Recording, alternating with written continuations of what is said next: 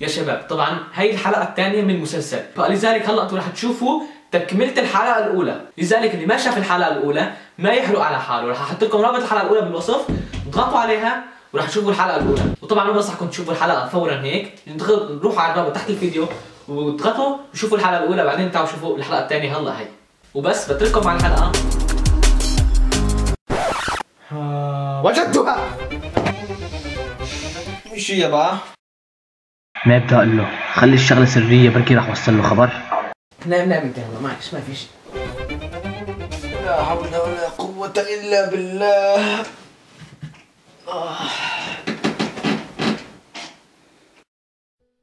يا معلم كيفك؟ وين؟ قلتك انا كمان لازم بطون جنس. مش خلاص نشتري ونرجع. حبيبي الله يسلمك. ماشي.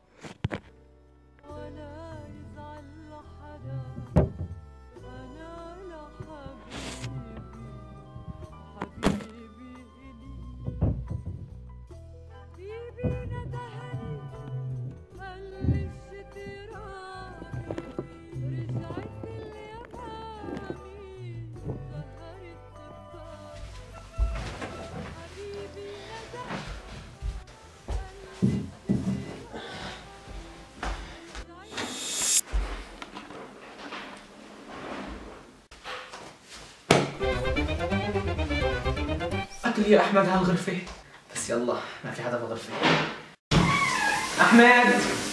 احمد رايح على السوق ماشي يلا سلام.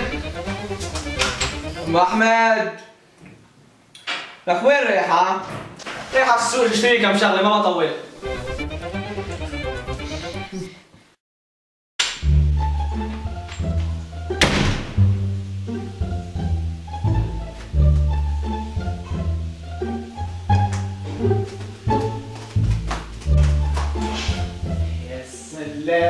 يا سلام بس وين بدي اتخبى؟ علي لك يا احمد علي، بدك تدبر لي بنات بدك تدبر لي.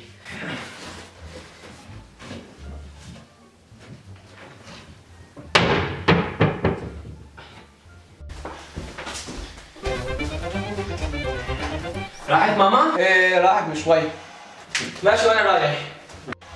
لوين رايح انت؟ رايح اشتري بنطلون جوز واجي ما بطول. ماشي الله يرضى عليك.